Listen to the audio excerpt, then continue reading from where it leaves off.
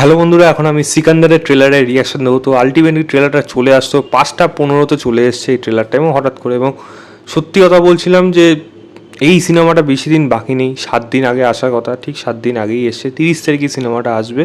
তো আজকে 23 তারিখ দুপুরবেলা তার ট্রেলার বিকালবেলা তার ট্রেলার চলে আসলো। তো কেমন হলো এই ট্রেলারটা যদি সত্যি জিজ্ঞেস করেন কেমন হয়েছে, ফ্যান ক্যাটারিংয়ের জন্য কিন্তু আমি বলতে পারি ট্রেলারটা হেভি, দারুণ কিছু সত্যি। কিন্তু মন থেকে বলতে গেলে কিন্তু আমার ট্রেলার কাটিং কিন্তু আমার একেবারেই ভালো লাগেনি। মাল্টিপল ইভেন্টসগুলোকে জুড়ে ট্রেলারটা করা হয়েছে, যে ট্রেলারটা না কোনো হাইপ দিতে পারছে, না কোনো পিক মোমেন্টে উঠতে পারছে। দেখি পরিষ্কার বোঝা যাচ্ছে বিভিন্ন সময়কালে বিভিন্ন ঘটনাগুলোকে ছোট করে এডিট করে সেটাকে জোড়া লাগিয়ে একটা ট্রেলার বানিয়ে এখানে ছাড়া হয়েছে, যার পেছনে প্রপার কোনো চিন্তা ভাবনা হয়তো ছিল না। বা ট্রেলার বানানোর পর যারা এগুলো মানে সিলেক্ট করে যে না এটা সত্যি ভালো লাগছে, তারা হয় তাদের কোনো আইডিয়া নেই, না হলে তারা ওই সালমান খান যেটা বলেছে হয়তো সালমান খানের ভালো লেগেছে, ব্যাস ওতেই ভালো হতে হ্যাঁতে হ্যাঁ মিলিয়ে দিয়েছে। বাট এই ট্রেলারটা কিন্তু সালমান খানের সিনেমা, ঈদে আসছে, এটা একটা মানতে হবে। ঈদে যদি সালমান খানের সিনেমা না চলে, এটা কিন্তু ওরা রিমার্ক হয়ে থাকবে, এবং আমি চাই না সেই জিনিসটা হোক। সালমান খানের সিনেমা পয়সা খরচা করে লোকে যাবে হলে, সিনেমা হলে ফুল টু মস্তি নিয়ে আসবে, সেটা হলো ডিমান্ড করে। হতে পারে সিনেমাটা হয়তো ভালো হতে পারে, কিন্তু এই মেকার্সরা যেইভাবে এক একটা ডিসিশন নিচ্ছে প্রমোশনগুলোকে নিয়ে, সেটা আমার কিন্তু একটু ডাউট হচ্ছে যে তারা কনফিডেন্ট তো নিজের গল্প নিয়ে।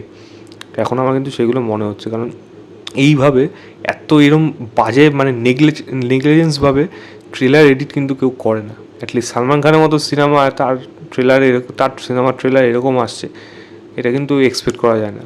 মোমেন্ট আছে, মাসিভ মোমেন্ট আছে অনেক, এবং যেগুলো দেখা যাচ্ছে যে সালমান খান এবং তার সাথে তার যে গ্রুপটা রয়েছে, আর মধ্যে সলমান যোশী ছাড়া আরও অনেকে রয়েছে, যারা এই করাপশনের বিরুদ্ধে কিন্তু লড়ছে এবং সাধারণ মানুষের হয়ে কথা বলছে। মাথা হয়ে বসে আছে এখানে সত্যরাজের ক্যারেক্টারটা, তো তাদের এগেনস্টে কিন্তু লড়ছে, এবং সেই লড়াইটাই কিন্তু এখানে দেখানো হবে সিকান্দারের কর্তৃত্ব, এবং সেখানে কাইন্ড অফ সে একটা রবিনহুড টাইপের। তো সে কিন্তু সেই মানুষদের হয়ে লড়ে, সেইগুলোকে যদি ভালোভাবে ইমোশনের সাথে যদি দেখাতে না পারে তাহলে কিন্তু মুশকিল।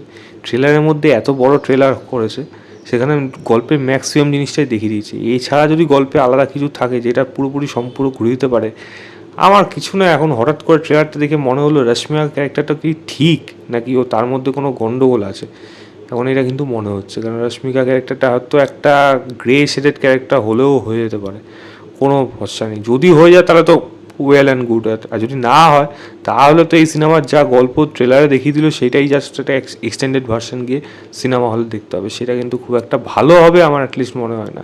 ডিরেক্টর ভালো, কিন্তু সময়কাল বলে একটা ব্যাপার রয়েছে। মুরুগারসের লাস্ট কয়েকটা সিনেমা কিন্তু সেরমভাবে যে খুব ভালো হয়েছে তা কিন্তু না। ঠিক আছে, সে একটা সময় ভালো ভালো সিনেমা বানিয়েছে, বাট এখনকার দিনে যেমন শঙ্কর ফেল করেছে, এরকমভাবে কিন্তু অনেকেই কিন্তু ফেল করতে পারে ভালো ডিরেক্টর হওয়া সত্ত্বেও। তো ট্রেলার যদি ভালো না হয়, সিনেমার কিন্তু রেসপন্স তার উপর নির্ভর করে, এবং ট্রেলার 7 দিন আগে আসছে, ট্রেলারটাকে কিন্তু ভালো হওয়ার প্রয়োজন ছিল। সেখানে আমার এই ট্রেলারটা কিন্তু আমার যে খুব একটা ভালো লেগেছে তা না, আমার কিন্তু মানে হতাশই হয়েছি রীতিমতো। সিকান্দারের ট্রেলার আমি অনেক বেশি এক্সপেক্ট করছিলাম, দারুণ কিছু হবে। প্রথমে শুরুর দিকে যা আসলো, তারপর টিজার টাইপের যেগুলো আসলো, সেগুলো কিন্তু আমি বললাম ভালো লেগেছে, কিন্তু এই ট্রেলারটা কিন্তু আমার সেই লেভেলে কিন্তু তার ধারে কাছেও পৌঁছাতে পারেনি। অনেকগুলো সিনকে জোড়া তাপ্তি মেরে একটা ট্রেলার বানানো হয়েছে, যেটা অ্যাটলিস্ট আমার মন ভরাতে পারেনি। আমি লিঙ্কটা দিয়ে রাখছি ডেসক্রিপশনে, আপনারা নিজে গিয়ে চেক করে জানাবেন আপনাদের কেমন লেগেছে। তো এই ছিল আমার ওভারঅল রিয়াকশন অফ সিকান্দারের ট্রেলারে।